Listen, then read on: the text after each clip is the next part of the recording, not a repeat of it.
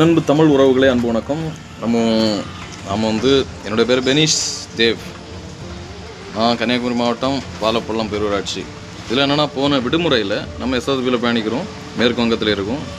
விடுமுறையில் பயணித்த நாட்களில் 1 மாத விடுமுறையில் நம்ம போதைப்பொருள் புழக்கம், அரசால் தடை செய்யப்பட்ட போதைப்பொருள் தனிநபர் சாப்பிட்டதை நான் பார்த்தேன்னு சொல்லிட்டு எங்கள் முதலமைச்சர் தனிப்பிரிவு மையம் அதில் நாம் வந்து தொடர்பு கொண்டு தகவல் கொடுத்தோம். அந்த தகவலின் அடிப்படையில் அவங்க அங்கேருந்து எனக்கு ஒரு கால் வந்துச்சு. இப்படி நீங்கள் வந்து கொடுத்துருக்கீங்க, இப்படி மனு கொடுத்துருக்கீங்க. மனு கொடுக்கலையே, தகவல் தானே கொடுத்தேன் அப்படின்னு. சரி, நீங்கள் காவல்துறை வேறு போக முடியுமா அப்படின்னு கேட்டாங்க. போகலாம். சரி, போனேன்.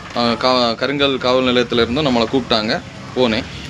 போய் நீங்கள் இந்த மாதிரி சம்மந்தமாக நீங்கள் முதலமைச்சர் தனிப்பிரிவு மையத்துக்கு நீங்கள் கான்டாக்ட் பண்ணி நீங்கள் மனு கொடுத்துருக்கிறியா, சொல்லியிருக்கிறியா, அதனால் விசாரணை பேரில் அங்கே கூப்பிட்றோம் அப்படின்னு சொல்லிட்டு. சரி, ஓகே, நான் இப்போ உடனே வர முடியும்னா வாங்க. சரின்னு நான் போனேன். அப்போ நீங்கள் மனுவை எழுதி கொடுங்க அப்படின்னு. சரி, நான் மனுவாக எழுதி கொடுத்தேன். ஆனால் நான் வந்து எந்த மாதிரி எழுதி கொடுத்தேன்னா, முதலமைச்சர் தனிப்பிரிவுக்கு இந்த மாதிரி தகவல் கொடுத்தேன். அந்த தகவலின் அடிப்படையில் கருங்கல் காவல் நிலையத்தில் கூப்பிட்டதுனால நான் ஆஜராகினேன். இந்த மாதிரி சமூகத்தில் இப்படி போதைப்பொருள் புழக்கம் தென்படுகிறது, அதனால் அதை வந்து தீவிர நடவடிக்கை எடுத்து அதை தடை செய்யுமாறு பணிவன்புடன் கேட்டுக்கொள்கிறேன். இந்த மாதிரி டீட்டெயிலாக எழுதி சிக்னேச்சரம் பண்ணி கொடுத்துட்டேன். அப்படி கருங்கல் காவல் நிலையத்தை விட்டு வெளியே வரேன். வீட்டு அருகாமையில் உள்ள ஒரு அண்ணன் அவர் சொன்னார், அந்த ஒரு நபருக்கு, நான் எல்லாம் ஃபுல் டீட்டெயிலாக நான் சொல்ல வரல, ஒரு நபருக்கு காவல்துறையில் ஒரு விஷயம் இருக்குது, வேலை இருக்குது, அதை முடிச்சு கொடுக்கறதுக்கு காசு கொடுக்கணும்னு சொன்னார்.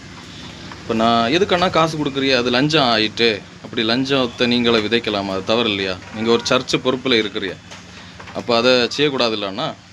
என்ன பெனிஸு, கொடுக்காமல் எப்படி நடக்கும், வேலை நடக்கும், கதை நடக்கும், அது தாமதமாக நடந்துட்டு போட்டோன்னா அதனால் என்ன, அப்போ நீங்கள் கொடுக்குறது தவறு தானே. அவங்க ஒரு அரசு பணியில் இருக்காங்க, இப்போ வாங்குறதும் தவறு தான். இப்போ நான் இப்போ தான் போயிட்டு எழுதி கொடுத்துட்டு வாரேன். சரி, நான் உங்களுக்கு கூட வாரேன்னா ஒன்றும் பிரச்சனை இல்லை, மொபைல் என்கிட்ட கையில் இருக்குது. அப்படி வாங்குறது கொடுக்குறதா இருந்தால் நீங்கள் சும்மா வேணால் பேருக்கு கொடுக்குற நேரத்தில் நான் வந்து வீடியோ எடுப்பேன். என்னுடைய ரிஸ்க் அது.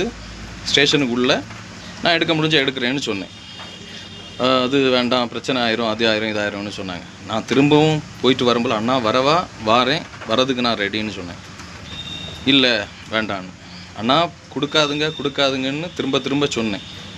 அவங்க கொடுத்தாங்களோ கொடுக்கலையோ அது எனக்கு தெரியாது. திரும்பவும் அவர்கிட்ட கேட்டேன், அண்ணா கொடுத்தியலா அப்படின்னு. அதை பற்றி கிளியராக சொல்லலை.